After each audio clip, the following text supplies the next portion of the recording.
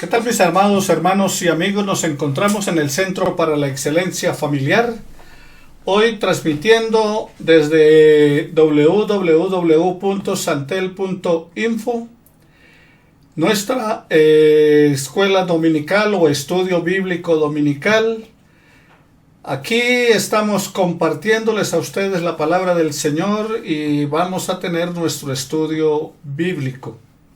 Hemos venido estudiando acerca del libro de los Salmos, pero quiero invitarles en este primer domingo del mes de mayo a que usted vaya y prepare durante el tiempo de la alabanza antes de la predicación. O sea, una vez que terminemos este estudio y entremos a la alabanza y luego la predicación, en ese tiempo donde estamos alabando, consiga pan y consiga vino. Si no tiene vino, jugo de uva, algo que lo pueda reemplazar. Sé que no estaba preparado para esto, pero hágalo en ese tiempo y vamos a tener la cena del Señor en este día.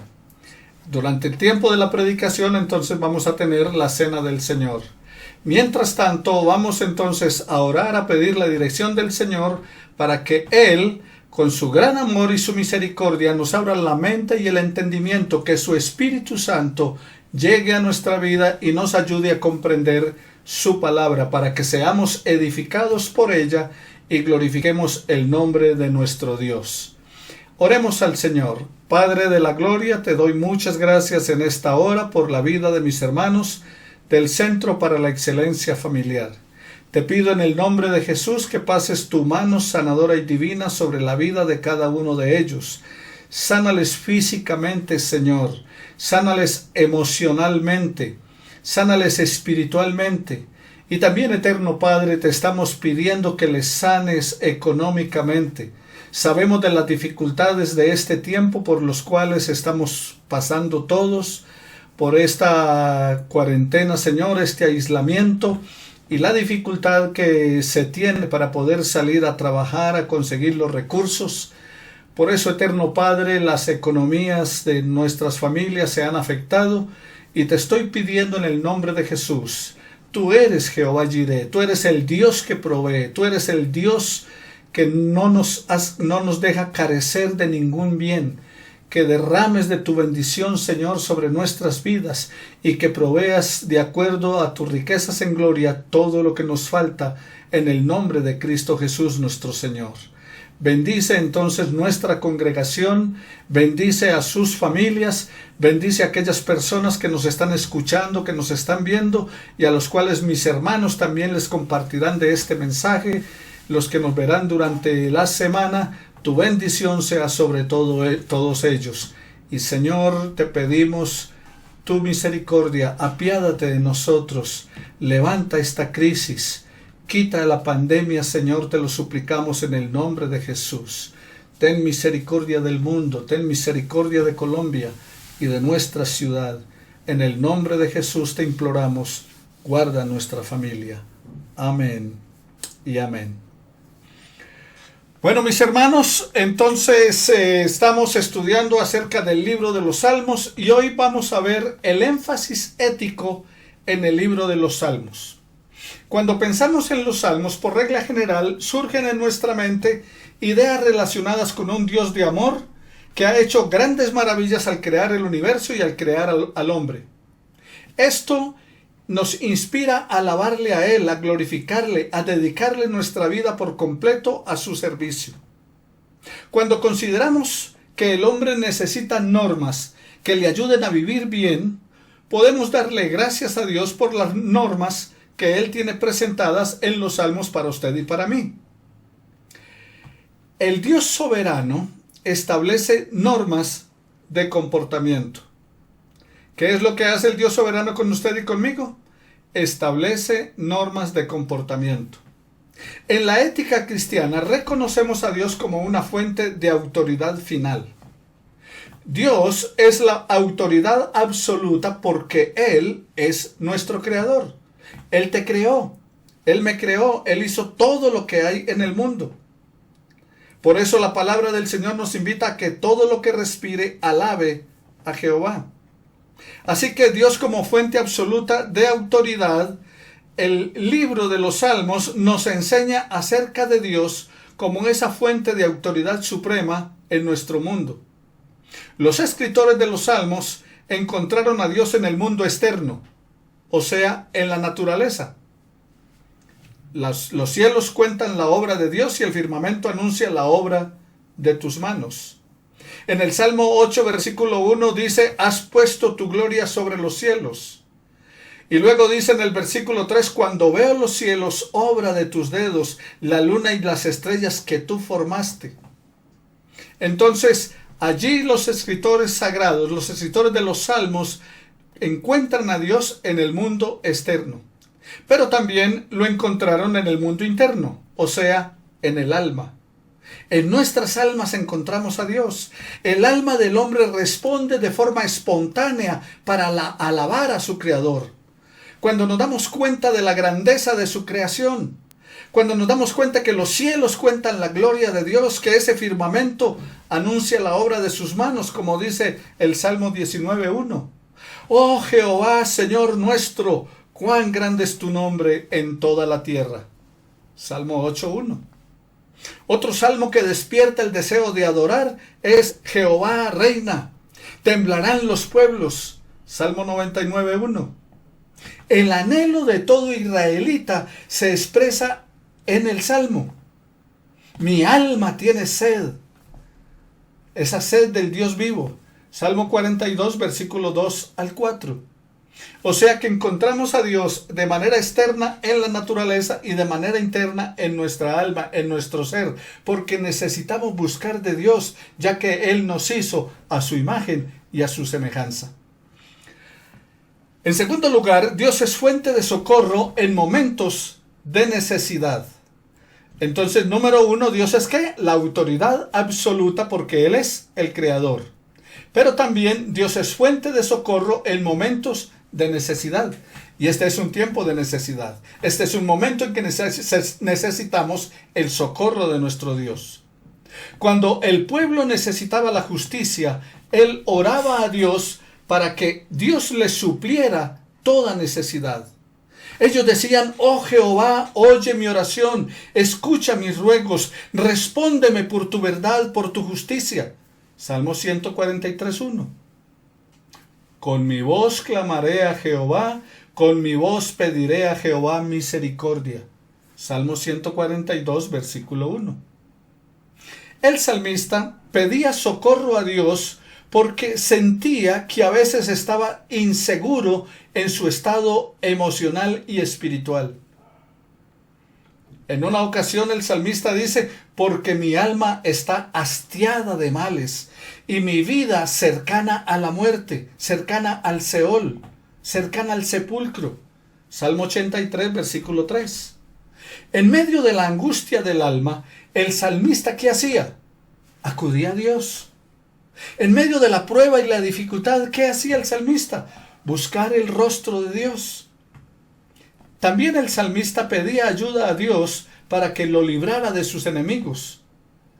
Danos socorro contra el enemigo, porque vana es la ayuda de los hombres. O sea, no estaba confiando en que el hombre le podía ayudar, y por eso decía, danos socorro contra el enemigo. Porque en vana es la ayuda de los hombres. En Dios haremos proezas y Él hollará a nuestros enemigos. Salmo 60, versículos 11 y 12. David vivió mucho de esta experiencia en su vida. Él se la pasó mucho tiempo huyendo y persiguiendo. Cuando no estaba persiguiendo, estaba huyendo. Pero casi no tuvo paz, ni siquiera con sus hijos, ni siquiera en la vida de su familia. En tercer lugar, el Dios soberano está obrando con propósito en la historia. El Dios soberano está obrando con propósito en la historia. Muchos creen que Dios tiene un destino para cada ser humano cuando nace. El Salmo 78, quiero que vayan al Salmo 78, allí en sus Biblias. Abran sus Biblias en el Salmo 78 para que vayan mirando los diferentes versículos que voy a mencionar. Y en este Salmo 78, el salmista está hablando de la fidelidad de Dios hacia su pueblo que es infiel. Interesante, ¿no? Dios está mostrando su fidelidad. ¿Hacia quién? Hacia un pueblo que es infiel. Entonces, en este Salmo 78 relata la historia en la manera en que Dios obró por medio de su pueblo Israel para llevar a cabo y cumplir su propósito durante un periodo de 500 años. Durante todo ese tiempo, Él estableció el testimonio con Jacob y puso rey en Israel. Dice el versículo 5. Él estableció testimonio en Jacob y puso ley en Israel, la cual mandó a nuestros padres que la notificasen a sus hijos. Los ciudadanos de la nación no guardaron el pacto de Dios, ni quisieron andar en su ley. Olvidaron las obras que Él les había mostrado. Versículos 10 y 11. Recuerde, estamos en el Salmo 78, versículos 10 y versículo 11. No guardaron el pacto de Dios, no quisieron andar en su ley, sino que se olvidaron de sus obras y de sus maravillas que les había mostrado.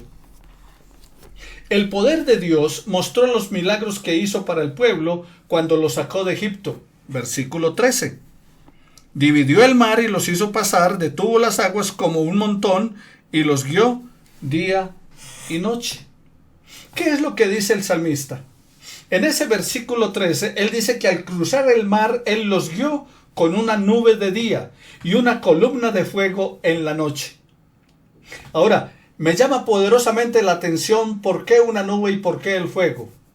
Bueno, recuerde que ellos estaban atravesando el desierto y en el día el sol caía con toda su fuerza y golpeaba la vida de los israelitas en su travesía.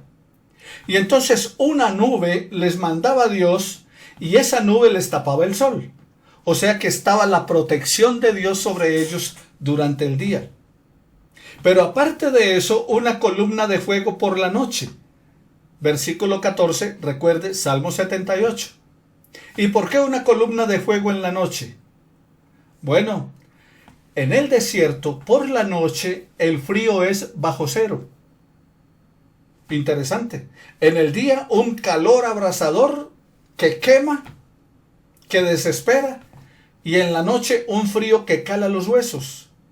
Y por la noche entonces les daba una columna de fuego para alumbrarles, para guiarles por el camino si iban a seguir caminando, o para calentarse si estaban descansando. También dice el salmista que les dio agua de la peña en el desierto, versículo 16. ¿Y cuántas veces ellos se rebelaron contra Él? ¿Cuántas veces se enojaron contra Dios en el desierto? Como dice en el versículo 40 de este Salmo 78. Si miras allí en el versículo 40 dice, ¿cuántas veces se rebelaron contra Él en el desierto? Lo enojaron en su yermo. Y volvían y provocaban al Santo de Israel. La ira de Dios llegó a ser tanta que aborreció a Israel, como nos dice en el versículo 59, y los entregó al cautiverio para que sus enemigos se gloriaran de ellos. Versículo 63. Pero Dios luchó para librar a su nación escogida. Dios no la dejó a su suerte, no la abandonó. Dios no abandona al hombre, más bien obra para protegerle. Él los trató durante todo ese tiempo. Él fue fiel a su palabra y a su amor por ellos. Seguidamente, entonces, el otro punto es la ética personal en los salmos. La ética personal en los salmos. ¿Qué es la ética?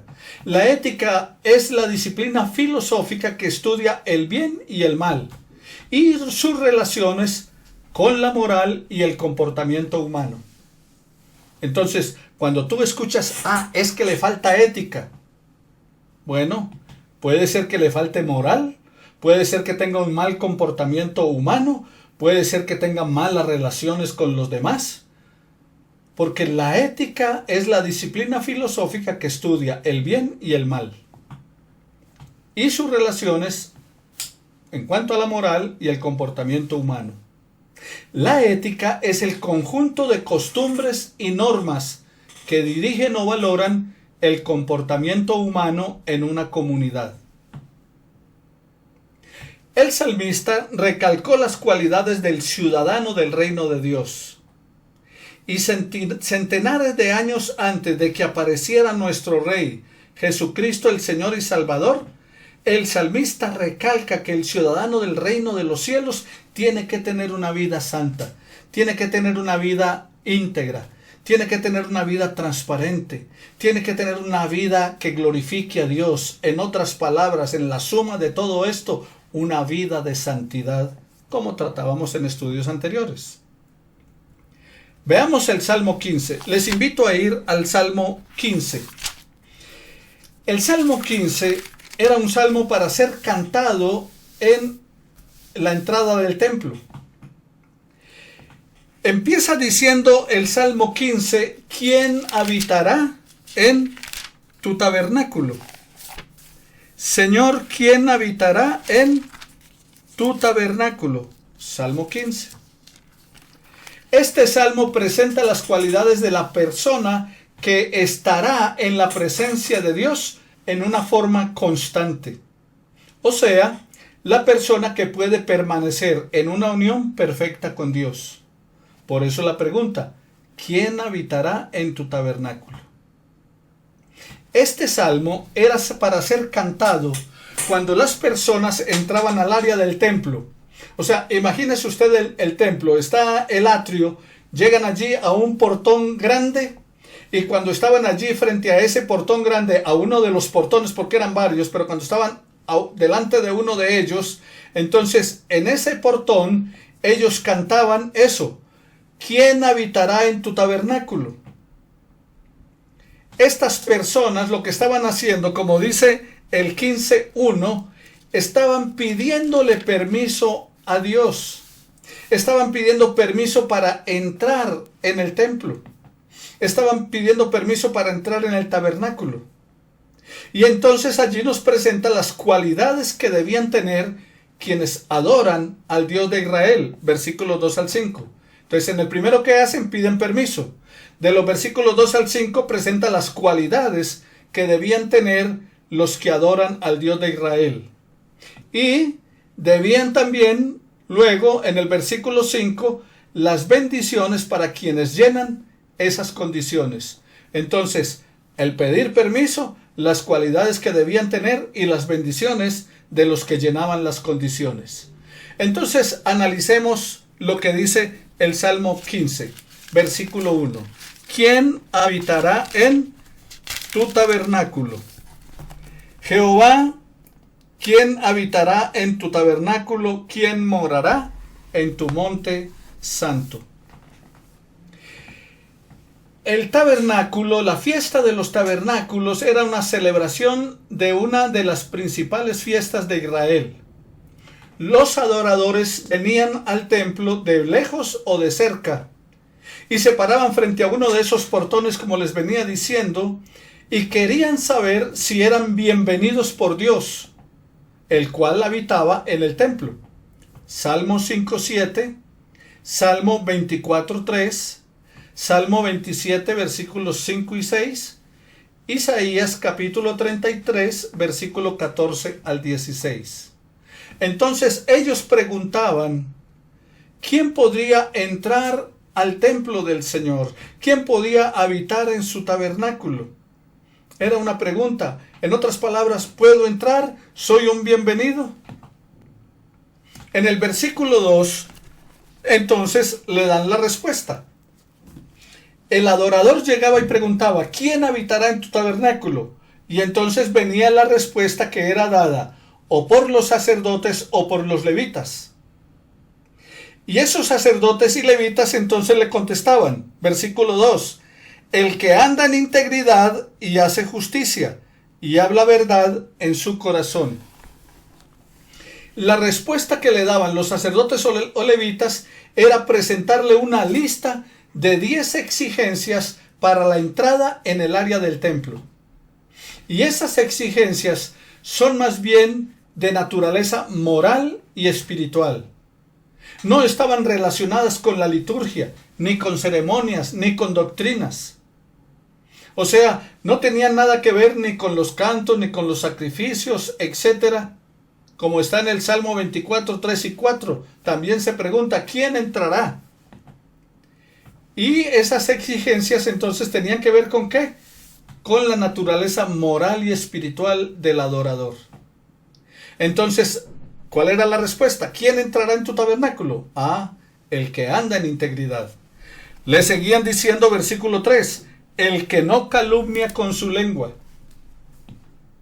El que no calumnia con su lengua.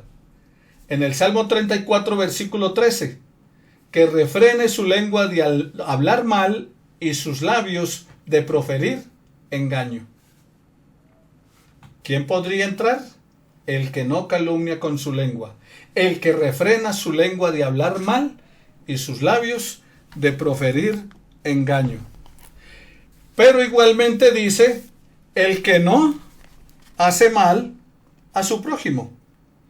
Entonces, cuando habla de el que no le hace mal a su prójimo, entonces tiene que ver también con aquello de no calumniar con su lengua. Y luego en el versículo 4 entonces pone la otra condición, el que no por eso cambia. Las circunstancias no pueden moldear el carácter del adorador.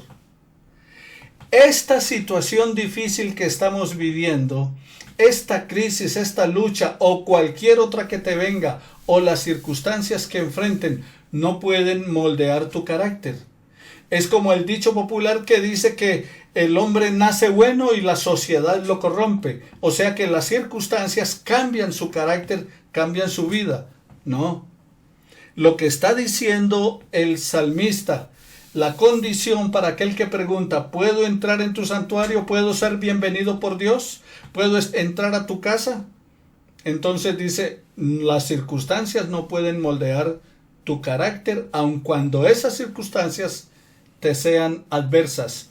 Por eso dice, el que no jurando en daño suyo, o sea que aún prefiere jurar en daño suyo, sabiendo que se perjudica, pero no por eso cambia. Por eso se mantiene firme en la palabra del Señor. Y en el versículo 5 entonces presenta otra condición. Quien su dinero no dio a usura, ni contra el inocente admitió cohecho. O sea, no dio dinero a usura. Los israelitas tenían prohibido cobrar intereses sobre los préstamos hechos a israelitas necesitados. Lo encuentras en Éxodo 22, 25, o sea, Éxodo capítulo 22, versículo 25, en Levítico capítulo 25, versículos 36 y 37. Entonces, los israelitas tenían prohibido cobrar intereses sobre los préstamos hechos a israelitas necesitados. Les prestaban el dinero, pero les cobraban lo mismo que le prestaban. Y les daban cierto tiempo de plazo y no podían pasar 7 años con la deuda. Ahora, una aclaración. Aquí no se trata de intereses cobrados sobre préstamos comerciales. O sea, no es que le presto para este negocio, entonces no me paga intereses. No, era para las personas necesitadas. En cuanto a los intereses cobrados sobre préstamos comerciales, debes cobrar lo legal. Pero sigue diciendo, no admitió ¿qué? Cohecho. ¿Y qué es el cohecho? Es también conocido, más popular, como soborno, o coima, o mordida. En el ámbito del derecho se conoce de esa manera. Es un delito que consiste en sobornar una autoridad o funcionario público mediante el ofrecimiento de una dádiva a cambio de realizar o de omitir un acto inherente a su cargo. En el Salmo 26, versículo 10 también encuentras acerca de esto. Entonces, ¿qué es lo que está diciendo el salmista? Cuando preguntan, bueno, ¿y quién va a entrar en tu santuario? ¿Yo puedo entrar? Se para allí en la puerta y dice, ¿puedo entrar? ¿Soy bienvenido por Dios? Entonces le dice, bueno, puede entrar aquel que entonces anda en integridad, que no calumnia con su lengua, el que no cambia aunque jure en contra suya, el que no da dinero a usura, el que no admite cohecho. Entonces, el que cumple esas normas, esas exigencias éticas dadas por Dios, tiene una promesa. ¿Y cuál es la promesa? Final del versículo 5. El que hace estas cosas no resbalará jamás. El que hace esas cosas, ¿qué? No resbalará jamás. Presentándote un resumen de este salmo, de este estudio de la ética en los salmos, entonces estas preguntas hechas por el sacerdote o por el levita al que estaba en la puerta debían contestarse en forma positiva y después en forma negativa. Entonces, ¿qué debía contestar el que estaba en la puerta? Cuando le decían, bueno, estas son las cualidades. ¿Cuál? El que habla verdad en su corazón y no solamente con la boca. O sea, esto es la manera que positiva de contestar. ¿Quién entrará? El que habla verdad en su corazón y no solamente con la boca. El que no maquina engaño ni mentira. Más bien, el que comunica la verdad. El dejar la verdad, el que deja que la verdad penetre en su corazón antes de hablar con su boca. Nota que aquí estos primeros tienen que ver ¿con qué? Con la boca. Por eso Santiago dice que el que refrena su lengua es perfecto. Porque el problema nuestro es nuestra lengua. Tenemos 2 oídos, 2 fosas nasales, 2 ojos, 2 brazos, 2 piernas. Afortunadamente no tenemos sino una lengua. ¿Qué tal con 2? Después entonces, las 2 preguntas que encabezan el Salmo 15 se deben contestar en forma negativa. Entonces, recuerda que la primera era que positiva. Habla verdad, no va a quitar engaño, deja que la verdad penetre en su corazón. Luego entonces responden, el que no hace mal a su prójimo, ni en palabra, ni en hecho, ni escuchando mientras otros hacen reproche al vecino. No existirían chismosos si no hay quien preste el oído. ¿Sí o no? Si no hay quien los escuche, si el chismoso viene a ti y te dice, ¿cómo le parece que? Y usted le dice, un momentico, a mí no me venga a hablar de los demás. Si quiere, traiga a la persona y delante de ella dice lo que tiene que decir. Ahí le escucho. Pero si usted no presta el oído, si usted no coge el teléfono para llamar a alguien y decirle algo, si usted no hace comentario de otro, se acaba el chisme, se acaba el chismoso. Porque ¿a quién le va a comentar si no le prestan atención? Por eso entonces el salmista responde, el que no hace mal a su prójimo, ni en palabras, ni en hecho, ni escuchando mientras otros hacen reproche al prójimo. En segundo lugar, la respuesta en forma negativa es el que odia el mal. No vacila en condenarlo en su propia vida y en la de otros. O sea, lo que es malo es malo. No es teñirlo de colores. No es el Robin Hood de robar a los pobres para robarle a los ricos para darle a los pobres. Es robo. Así sea para una obra buena, pero pecó y el fin no justifica el medio. Entonces, el que odia el mal y no vacila en condenarlo en su propia vida y en la vida de otros. Y en tercer lugar, el que no toma ventaja del prójimo, cobrando intereses excesivos. Estas declaraciones que has escuchado ponen en una forma específica lo que se considera un comportamiento ejemplar. Por eso hablamos de la ética en los salmos. Ahora veamos entonces sistemas éticos en los salmos. La ética se ha organizado en sistemas teológicos y formalistas. O sea, unos tienen que ver con algo formal y otra con lo que es la manera en que se debe vivir. El hedonismo, por ejemplo, busca que el placer, ya sea físico, intelectual o social, para el hombre. Y la felicidad, cada persona vive su vida buscando la satisfacción para sí o la de otros. Y está el utilitarismo, que busca el mayor bien para el mayor número de personas. Y hay mucho de esto en los salmos. La ética formalista hace hincapié en cumplir con el deber, en el proceso del diario vivir. Ahora, lo que nosotros hemos visto a través de la palabra del Señor es que para la felicidad está en una aplicación ética a las normas de conducta que Dios ha establecido en su palabra para ti y para mí. Que el hacer su voluntad es lo que nos daría la felicidad. El hacer tu voluntad, oh Dios, me ha agradado. Y el apóstol Pablo en Romanos capítulo 12, en los primeros 2 versículos, nos habla acerca de que si buscamos la voluntad de Dios, esa es para nosotros agradable y perfecta. Por eso, para concluir entonces, ¿qué es lo que dice el salmista? El que hace estas cosas no resbalará jamás. Versículo 5 al final. El que hace estas cosas no resbalará jamás. ¿Quieres vivir una vida que agrade a Dios? ¿Quieres vivir una vida de acuerdo a las normas de Dios y en consonancia con tu prójimo? Una vida que respete a tu prójimo, que le ame, que le sirva, que tengas un comportamiento ejemplar, que la gente diga, ese es un verdadero cristiano.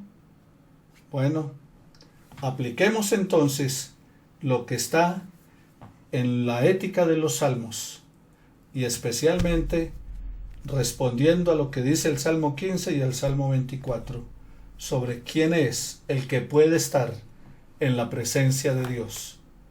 Y tú puedes hacerlo y puedes lograrlo. Pese a tus imperfecciones, yo puedo hacerlo y puedo lograrlo pese a la multitud de imperfecciones que tengo en mi vida. ¿Sabes por qué? Porque es el Espíritu de Dios que está en tu vida y está en mi vida por haber recibido a Jesús como nuestro Salvador, que nos ayuda a comportarnos de la manera en que Dios quiere que vivamos. Te invito entonces a que glorifiquemos el nombre de nuestro Dios. Oremos al Señor.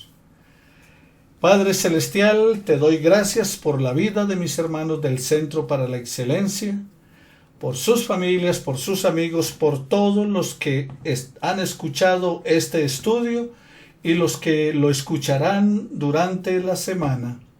Derrama de tu bendición sobre ellos, que el Espíritu Santo sea el que los mueva hacia ti en todo tiempo. Dios, al preguntar quién entrará en tu santuario, yo puedo decir, Señor, el que ha sido lavado y limpiado por la sangre del Cordero, el que ha llegado en una actitud de arrepentimiento delante de ti, presentando la obra de Jesús en la cruz y diciendo, estoy arrepentido, Señor, ayúdame a vivir de acuerdo a tu palabra. Ayúdame a relacionarme con mi prójimo de la manera en que tú quieres que lo haga. Ayúdame, eterno Padre, a obedecer tu palabra y en aquellas cosas que en el diario vivir me pueda equivocar. Señor, perdóname en Cristo Jesús. Gracias te doy por tu inmenso amor. Gracias te doy por los salmistas. Te glorifico por la vida de ellos, porque nos han dejado un testimonio vivo en tu palabra, para nosotros procurar agradarte en todo lo que hagamos, de palabra o de hecho. En el nombre de Jesús, te lo imploramos con acción de gracias. Amén y amén. Que el Señor les bendiga, queridos hermanos. Jehová te bendiga y te guarde, haga resplandecer su rostro sobre ti, tenga de ti misericordia y ponga paz en tu corazón. Te invito entonces a continuar escuchando la alabanza allí en www.santel.info y prepara la cena del Señor para que al terminar la predicación entonces participemos de ella. Busca pan, busca el vino. Si no tienes vino, entonces busca con qué reemplazarlo para que lo hagamos. Te invito entonces para la segunda parte del día de hoy, glorificar el nombre del Señor en este primer domingo del mes de mayo. Bendiciones para todos.